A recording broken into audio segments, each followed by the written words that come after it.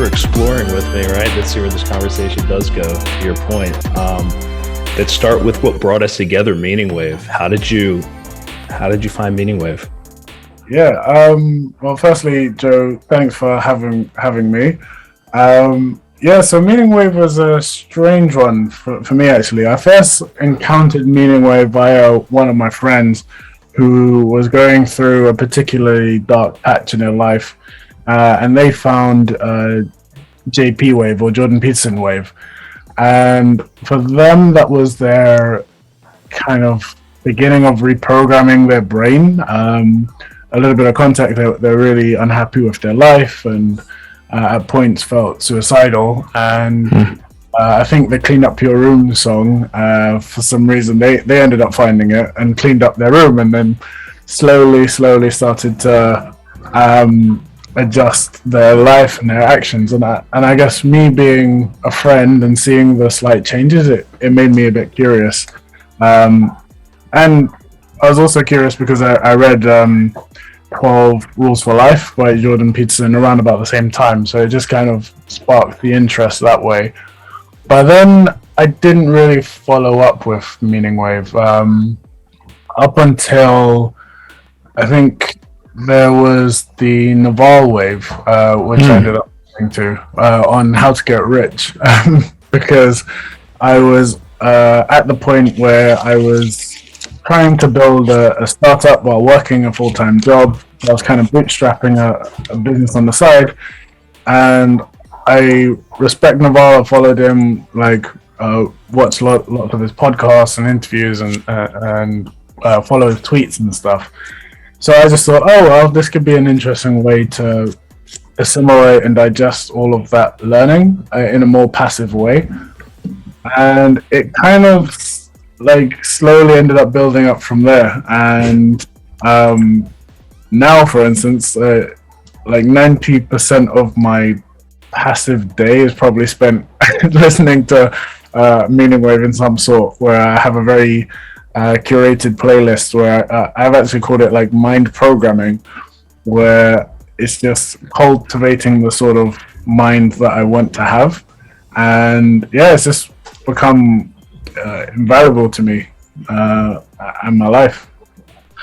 David, thanks so much for sharing that. I have basically the exact same story, except a couple details switched up. So I didn't have a friend introduce it to me. I kind of got introduced to it passively just by the networks on social media I was on, right? I think I came across Jocko Willink stuff. Didn't even hear about the Jordan Peterson stuff until after that kind of first, this guy flashed in front of me.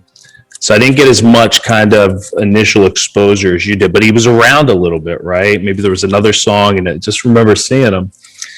But then, similar to your fan following of Naval, I follow Scott Adams pretty closely, right? And when User Interface to Reality dropped, that was it, right? I immediately went to 90% of my passive listening, day being Meaningwave, and go through a similar mind programming using Meaningwave in a very intentional way. I do it by album. I'm not curating a specific playlist song by song, and maybe you aren't either. I'd be curious, maybe if we get there, right, if the conversation goes there, how you curate, right? But yeah, I listen to an album, right? If I'm feeling like I need to really dig deep and grind, maybe I turn on the Gary Vee album, right? If I'm feeling like I need to center, maybe I turn on 12 Rules for Life. But maybe I need to center with a little bit of intensity. It's 12 Rules for Life. But if I have to center with a little bit of stoicism, I can go to Spirit of the Father, right? So you know what I mean? It's so diverse. It's so nuanced. And this point of mental programming, I think, is one that we don't want to walk past. So let's talk about that for a second. How do you view, I got into Meaningwave, I guess, because I was into mindset, really had a strong inclination that a strong mind was going to be a lot more important than a strong body in this new world that's taking shape, even pre-COVID, right? I was kind of seeing into this based off my own experiences. So it's been a real invaluable tool for part of that, progression for me. So it's kind of been intentional for me. How's mind programming been for you? Tell me about your story getting into it. Yeah, so this is actually goes quite a while back for me, and it's really close to my heart. So to go back to the very beginning, I was living a life up through to college where I was pretty comfortable in that I was always getting good grades, but I'd never really pushed myself. And I went into university. I decided to do a genetics degree, not because it's particularly hard or anything like that. My thinking was literally, what can I get the best grades at with the minimal amount of effort that looks really impressive to other people? And that was kind of my way of living. And then can I say something though, David? That's not a bad way of living, right? At least you had that type of frame on things. Because I think at the same time, at least maturation wise, if I had the calendar, I was probably not putting that type of frame on it, right? I was day to day. So, at least you had that.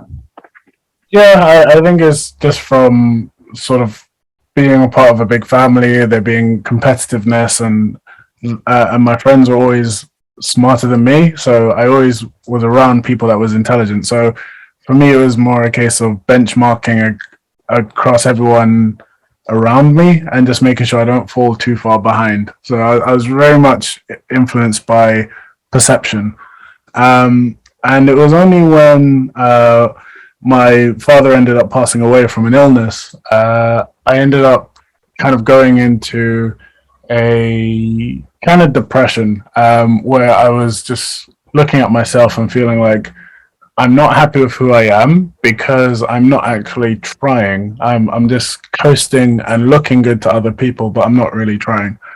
And that. So how long? Yeah, so that's the point you came to. How did you come? Can you give us? I don't want to go too deep, but how'd you come to that point, right?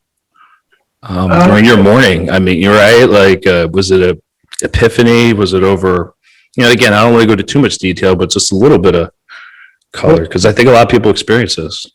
Yeah, it was actually something my dad always used to say to me when I was in school, and I used to hate it. Where he said, he would say, if you got a A and you could have gotten a better grade, you should be ashamed of that A. And if you got a D and that was the best you could do, you should be proud of that D.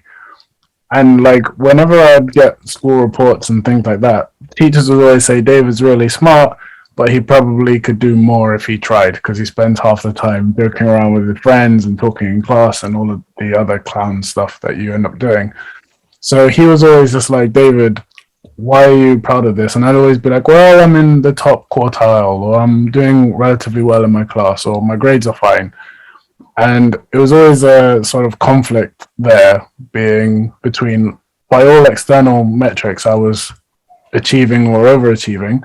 But to him, I'd always get told off, even though, my grades were good. And it would always frustrate me.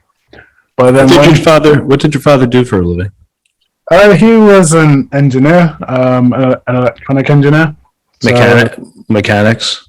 More like security systems and Okay. I used to design them and install them in different buildings. So like CCTV systems and just. And he was on the engineering side, or he was actually building things, creating things with people, either on the project side or on a product side. Yeah, he was building things, so making the circuit boards and like designing them.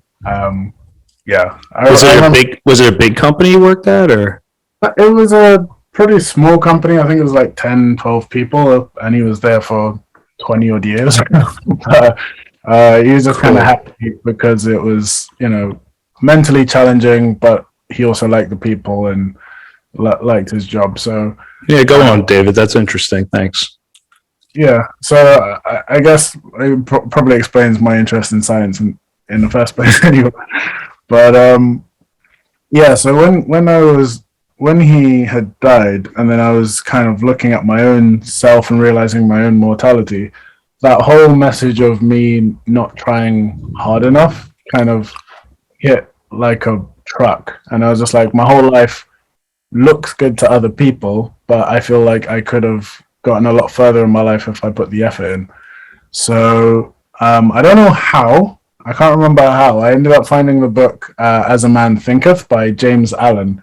And if there's a book that changed someone's life, that was a book that changed mine, where it just says that essentially a man's mind is a garden, and you can either cultivate it or leave it to run wild, but regardless, it will bring forth some form of fruit, whether it's weeds or whether it's a cultivated garden.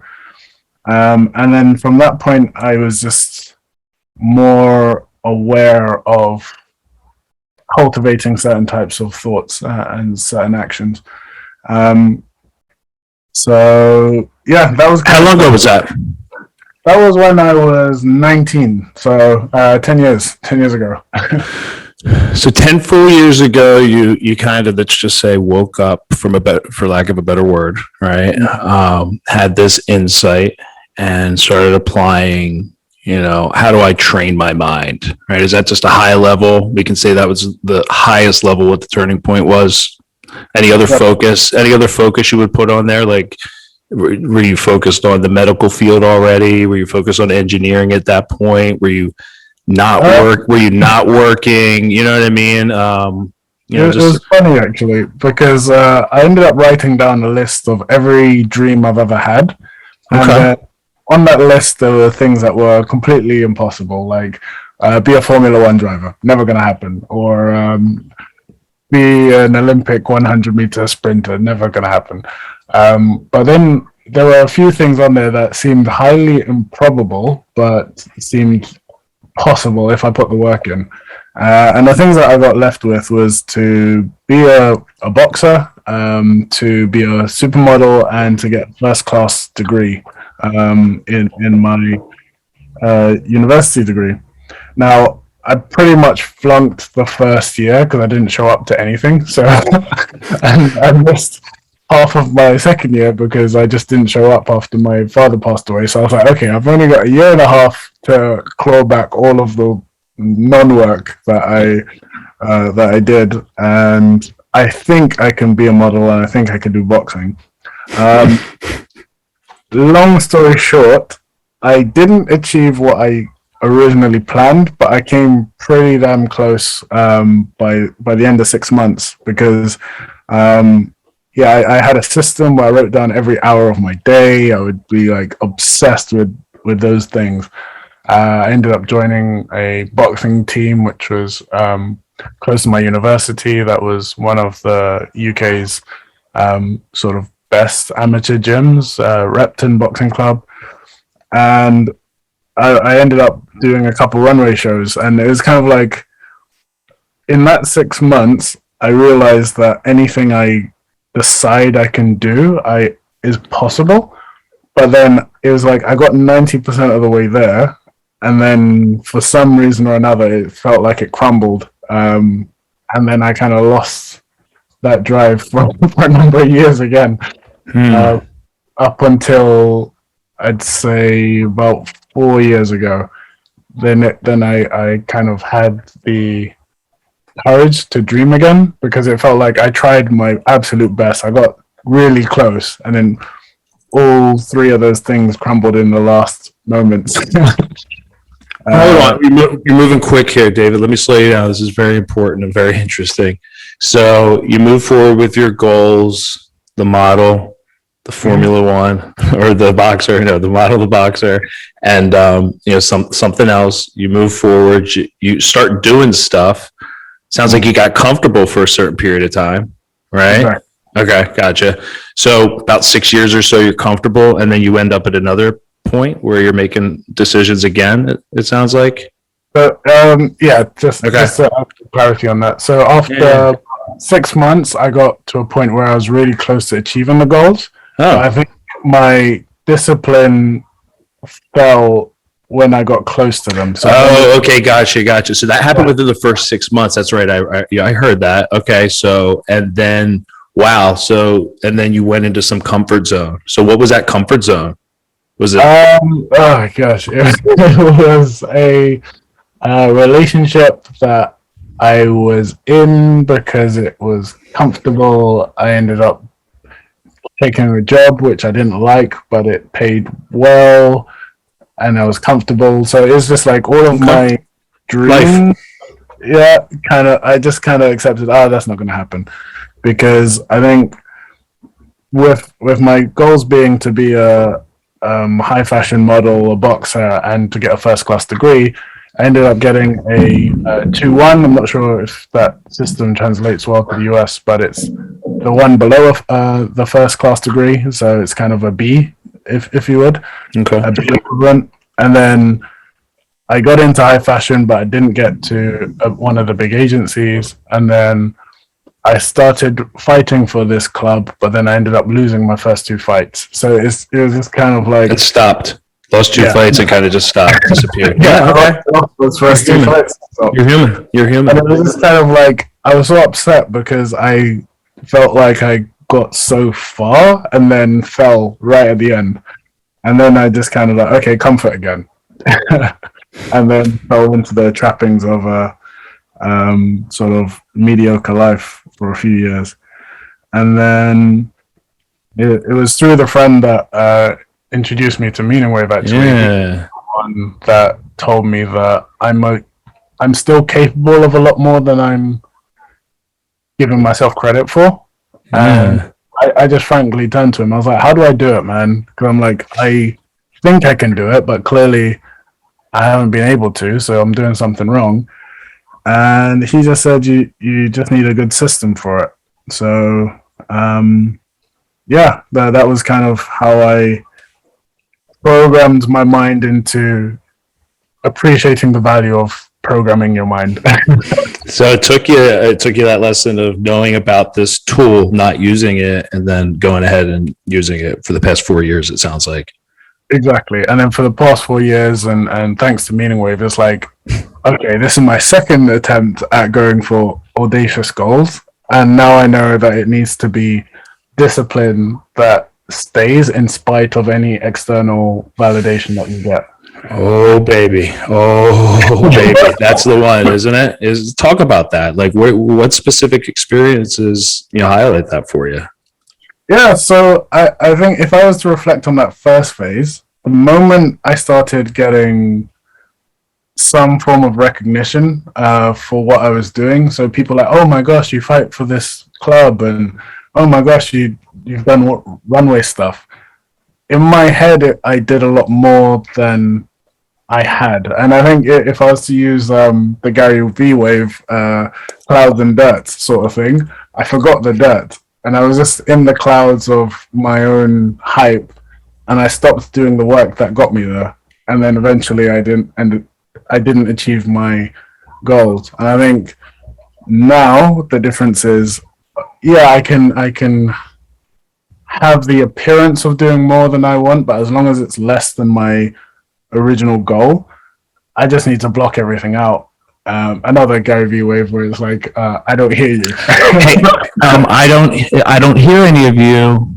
Yeah, exactly. I can't hear you. Right. Yeah. And when you stop hearing things get remarkable, right? I mean, I am programmed, right? And let's introduce people to the clouds and the dirt, because I got chills when you mentioned that, because I know exactly the mind program that you're talking about, because I'm running down the road and Gary V and the music from Akira behind it.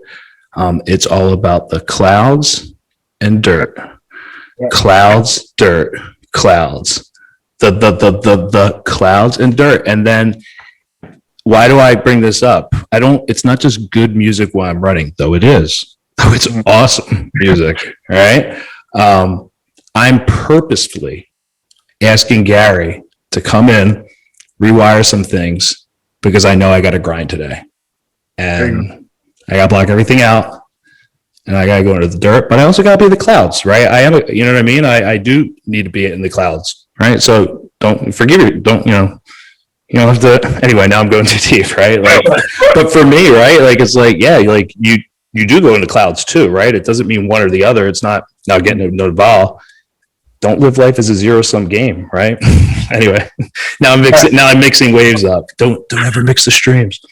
Exactly. Like it's as you're talking, I'm like getting chills, and I'm just like, it's so deep when it comes once you internalize the waves. Where like as you're just saying, when you don't hear everybody, shit gets remarkable. I'm like, yeah, chills are going down my spine. I'm like, that's what the waves does if you use it correctly. I think. Yeah. No, finish your thought. I'm sorry. No, I was just saying it ends up crystallizing in your mind. No, and I think we both are getting the chills over it because we've had the experience of the transformation after having that programming, right? Because we've had the experience of totally relying on, what the world was telling us in terms of our identity. And as soon as we got that feedback, we really took it to heart rather than, focusing on our heart, right? Because I have a similar experience with what you shared too. Anyway, with what you shared about, your struggle with recognition, right? And once you start something, not finishing it, right? That 6 months and going away. I think a lot of people deal with that, right? I think a lot of people have the same exact experience as us where they're wrestling with how they identify, right? With this new feedback they're getting, right? And you're bringing a lot of baggage in from the past. So take Gary Vee to heart, right? It's very simple. Put on the wave, start living life, get the chills. You can reflect on your transformation later. Let's talk about Nabal a little bit because that's special. I just had a podcast with a friend and it was all about decentralization. I introduced him to MEANINGWAVE and Nabal. And, when I think about the changing economy in this world and blockchain as a technology and crypto and different cryptocurrencies and how that can be leveraged in NFTs even and Web3 communities. The lifestyle that Nabal talks about as the value as opposed to your traditional forms of building capital and leverage.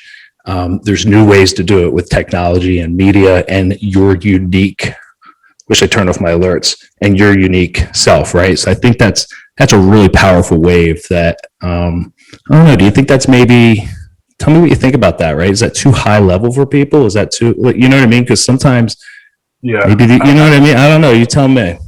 Let's talk about Nabal. With Nabal wave, there's a certain level of exposure you need before it clicks.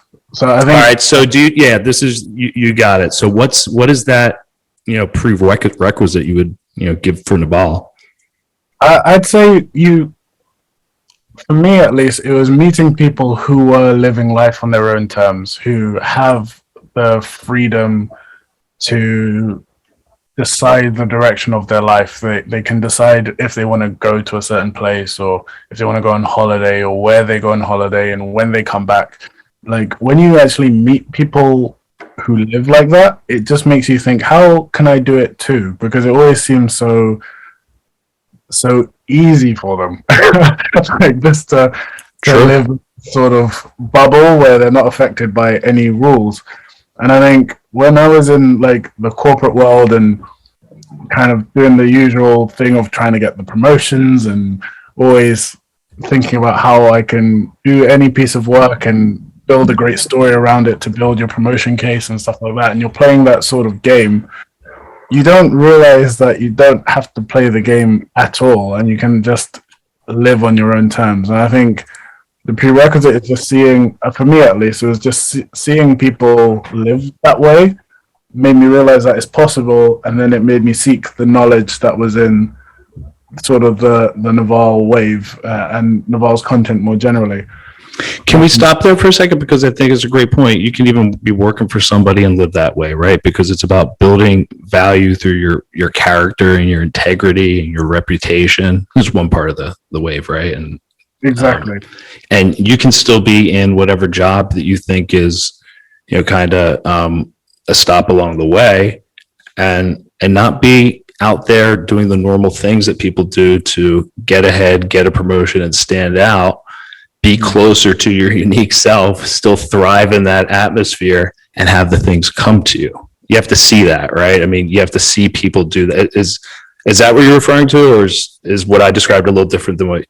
No, exactly. It's like when you there's a wave where he talks about maintaining your freedom, and living below your means gives you a certain freedom um, that most people can't understand. And I think the corporate environment I was in was one where everyone's trying to one up themselves and their friends and their neighbors. So you're just in this consumptive frame of mind, and then you're always sort of bound by it. But when you meet people who, yeah, they may be working a job for someone else, but they're happy and they have free time to do what they want, like it's almost as if your spirit automatically recognizes that in someone else.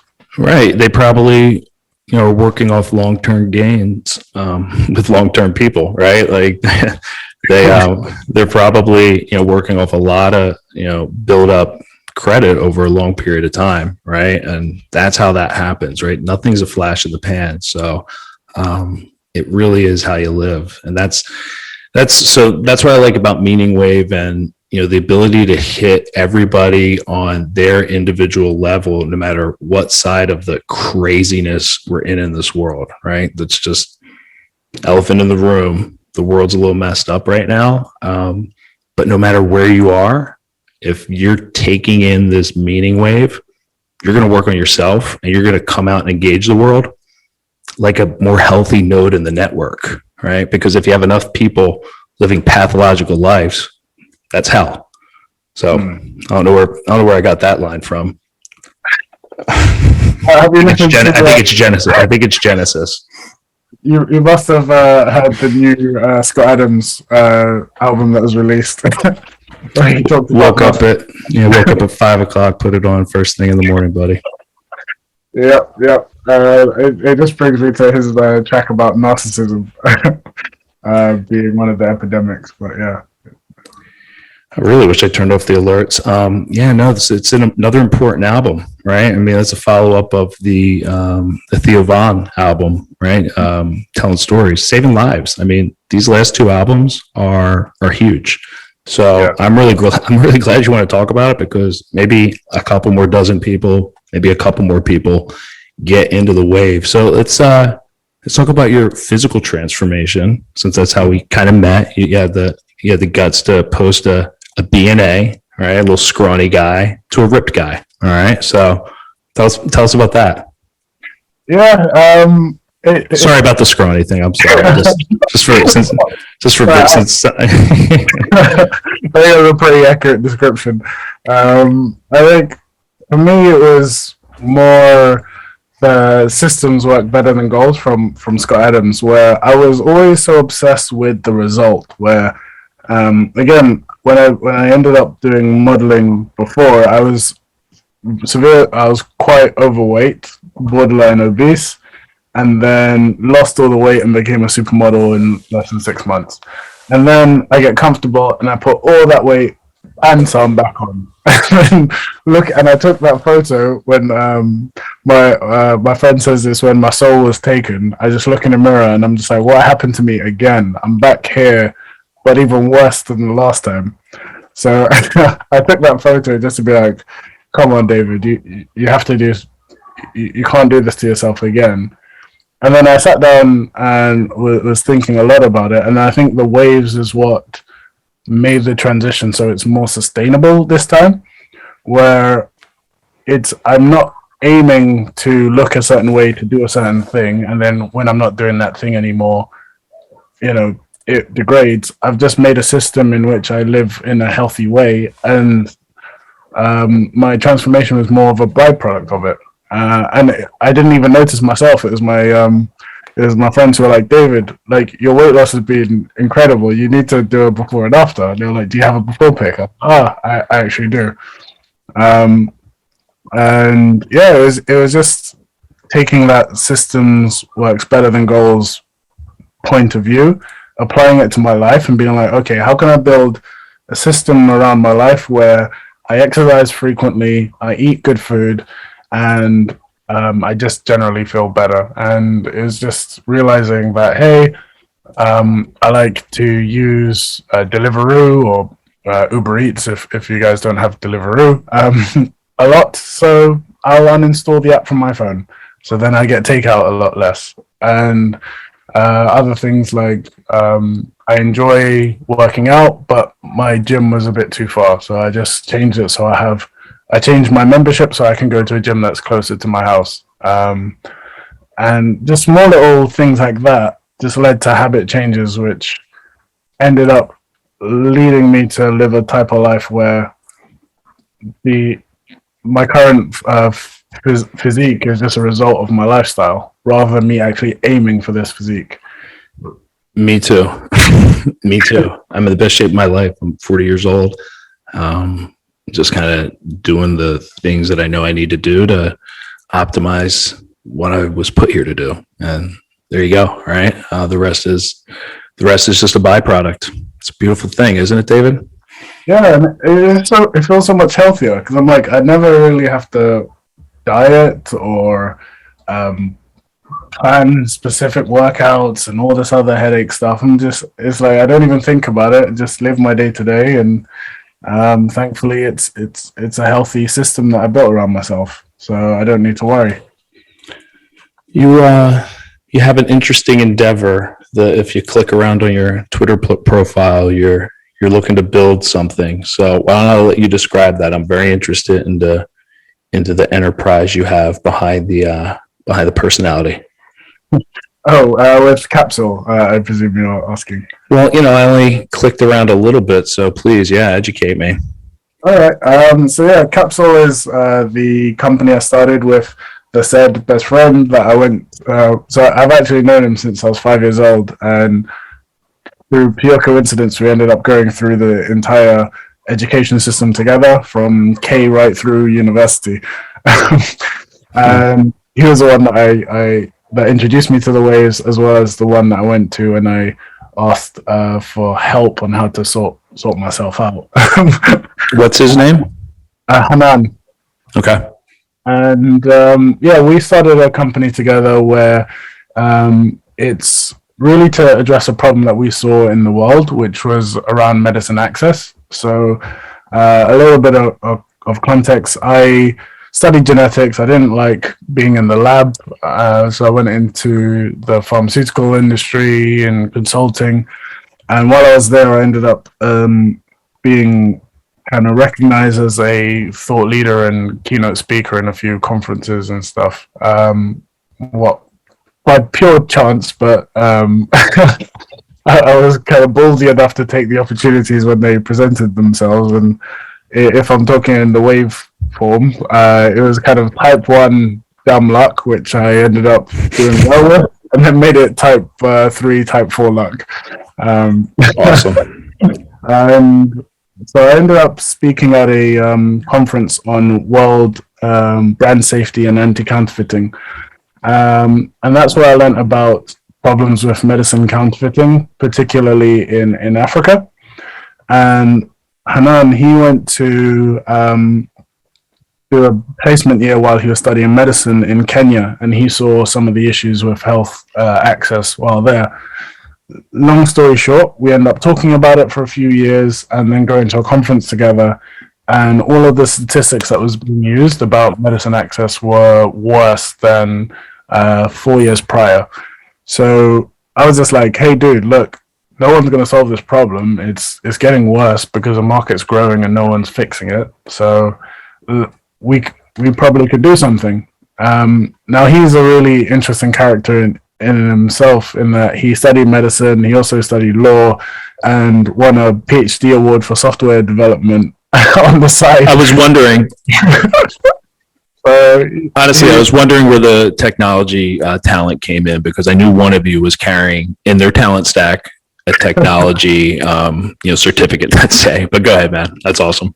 He's just like one of those guys where he's just so smart. And even as kids, he was kind of one of the people that I'd hold myself up to when I was trying to make sure I don't fall far behind. But basically anything he turns his head to and that he's interested in, he becomes an expert in it quite quickly.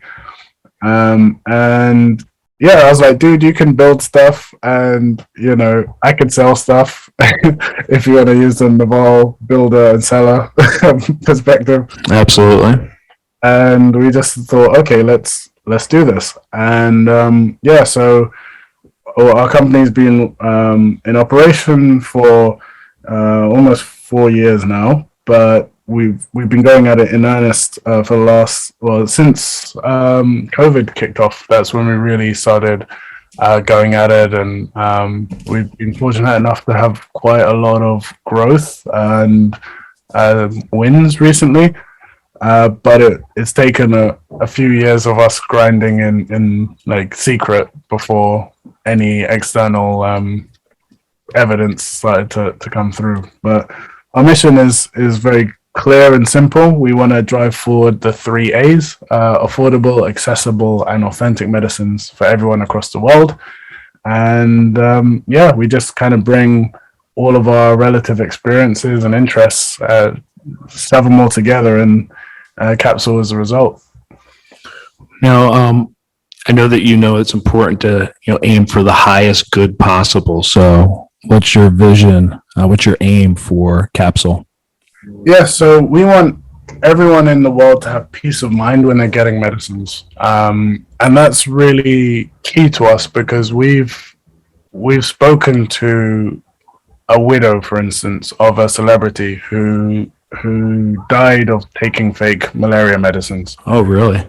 And they had the money, they have like every means to get good medicines, but because of the nature of the problem in their country, which was in Nigeria, they ended up like he ended up dying from it.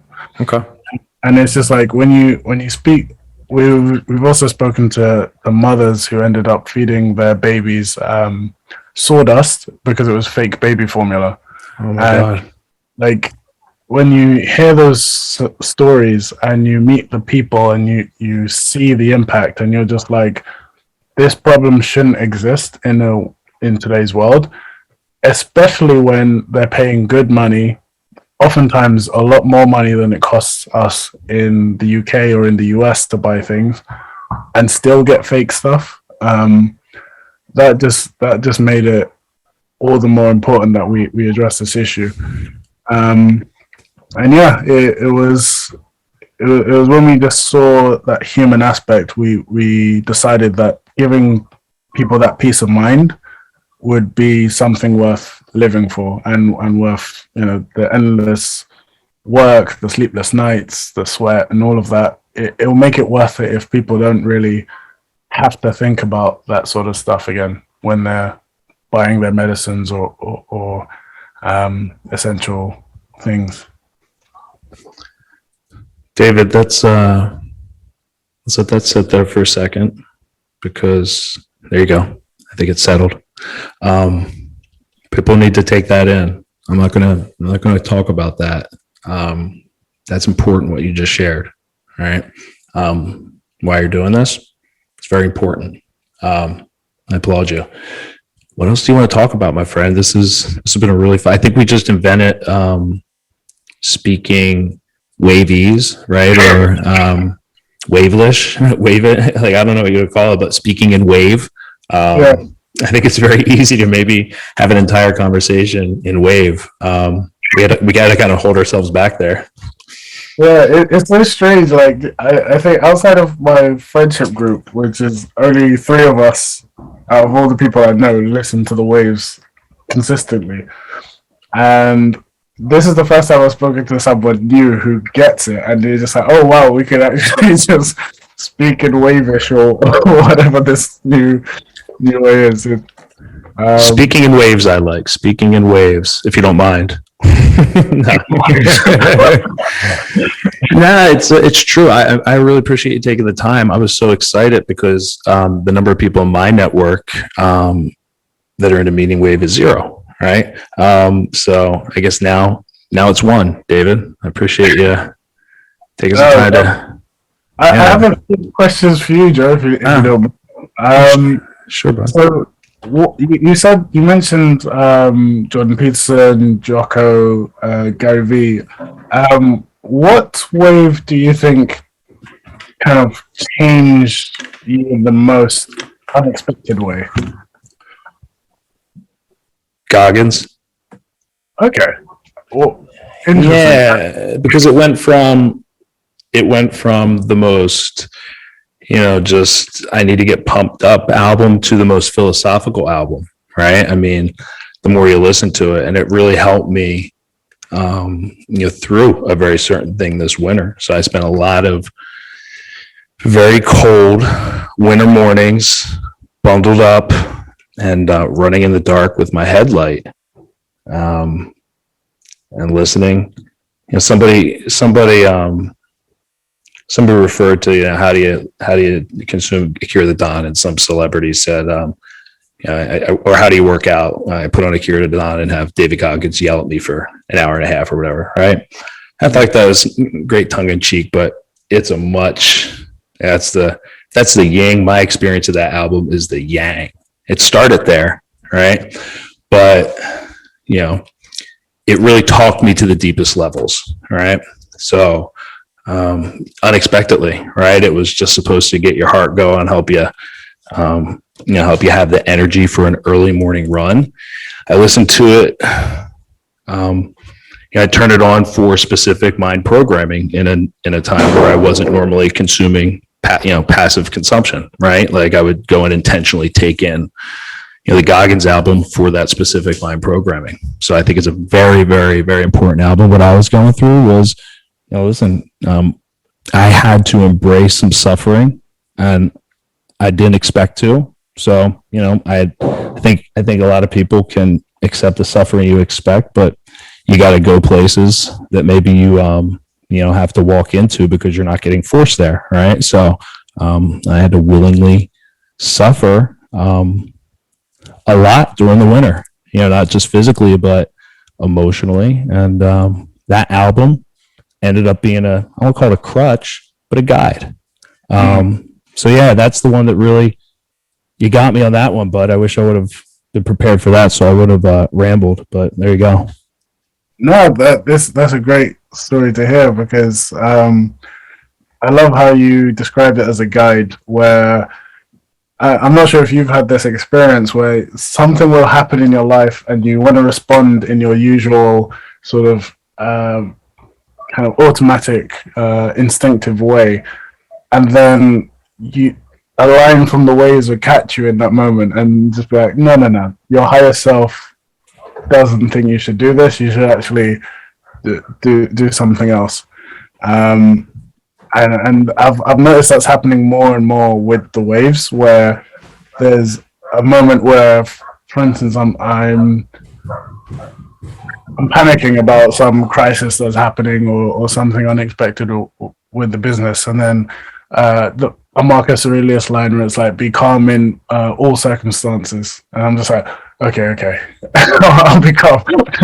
or a situation like that. Does that happen to you often, where a wave, like phrase or a segment, would just kind of guide you when you need it?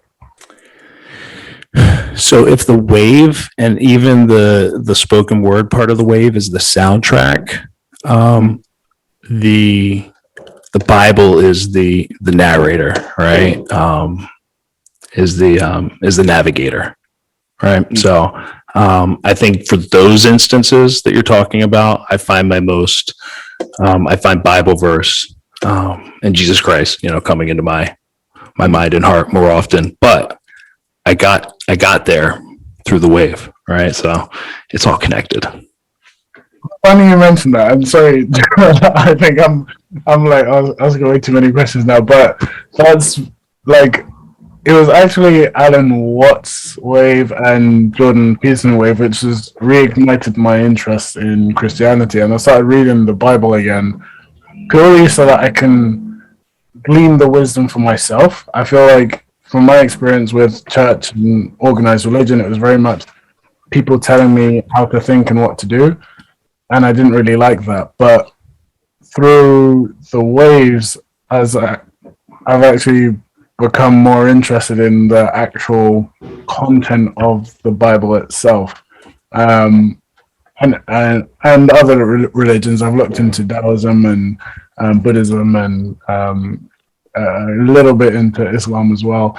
But I think it's brought me closer to Christianity than I realized. And it's like very, very recent, as in 2 weeks. And I've been listening to Wave for years. So. Yeah, it's not surprising. I didn't, I started my religious journey before Wave, but the Meaning Wave helped me on my religious journey because that is a more spiritual journey than religious. Because part of real part of my faith is having the faith to be rejected for my faith, and I think that's a big part of what you experienced with and what I experienced in my specific situation when you start getting that feedback. All right.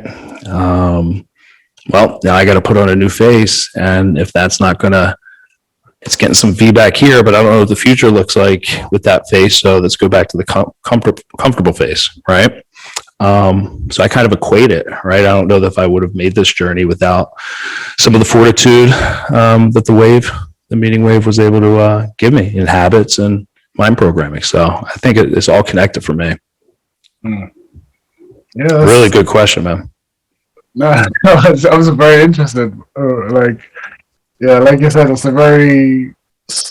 it's a small community in that you don't know people around you who are into waves, but it's a big community in that Akira has loads of followers and people who can appreciate the waves. So, are you on Discord? I'm not, but I know that Hanan is. Get over there. I'm gonna try to be more active over there. Okay.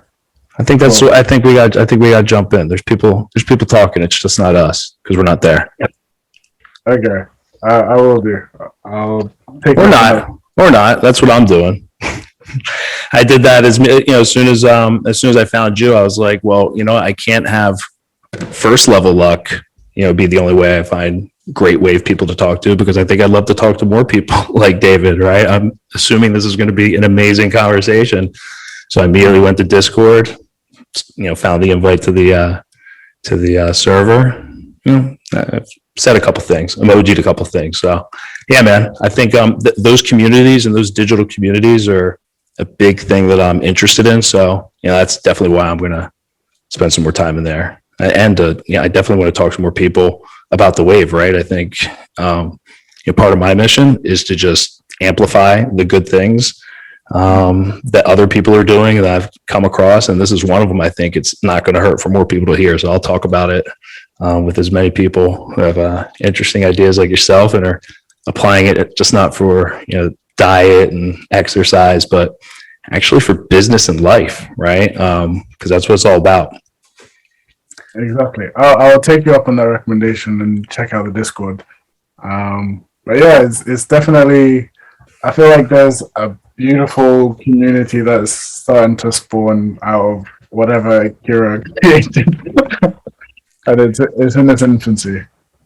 Right. I mean, we're going to be able to say, remember when he did the 365 plus days of 2 times a day Meaning Wave live streams. I mean, that's never happening again. And I kind of feel really cheesy saying that, but hopefully 10 or 15 years from now, when like there's millions and millions and millions of people into this, and it's your shoot off artist because it's a whole genre, right?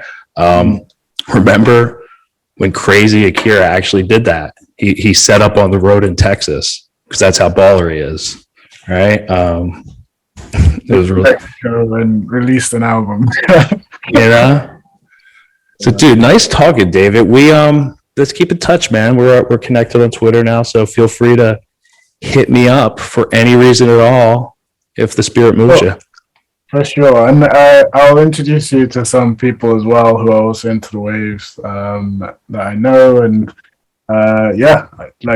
thanks for having me, man. It's been a real pleasure, and I'm sure we're going to speak again. I love it, dude. Have a great rest of your day. I'll get this on the YouTube channel probably sometime over the weekend. All right. Thank you. Take care. Take care, brother. Bye-bye. So a lot of people can live with themselves. That's the first thing. A lot of people can live with themselves, look in the mirror and say, I'm okay with being afraid. I'm okay with going on this easy highway over here. The easy highway has all these fucking signs and shit, directions how to get somewhere. And you have to first be uncomfortable with how you feel about yourself. With that voice that a lot of us like to run away from, we all have it.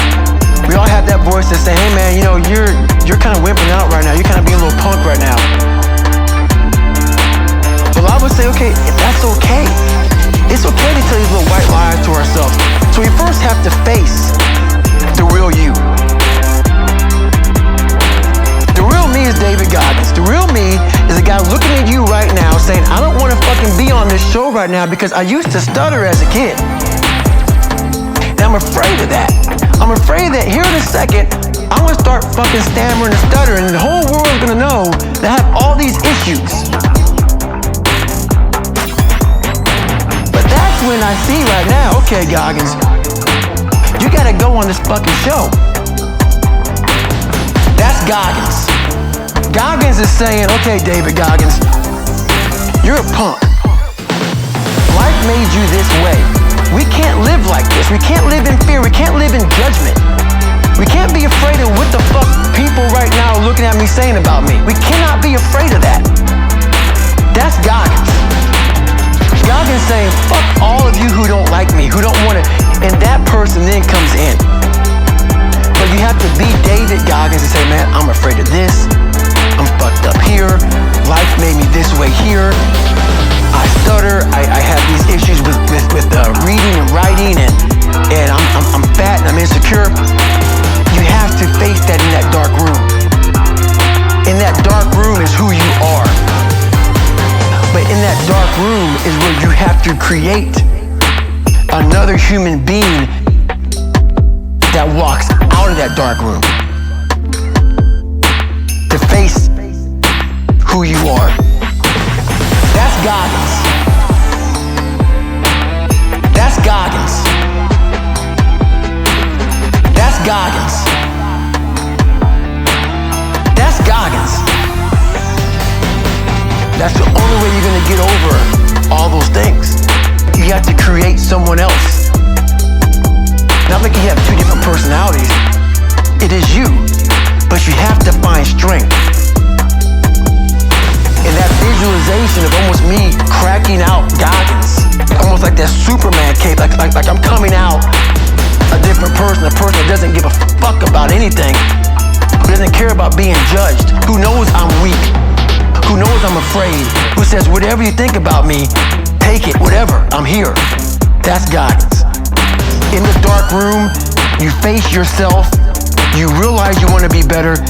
You realize you don't want to be this weak, insecure person in the world who has all these problems that we all have. We all have. Social media is a great platform to tell you who we want to be, not who we are.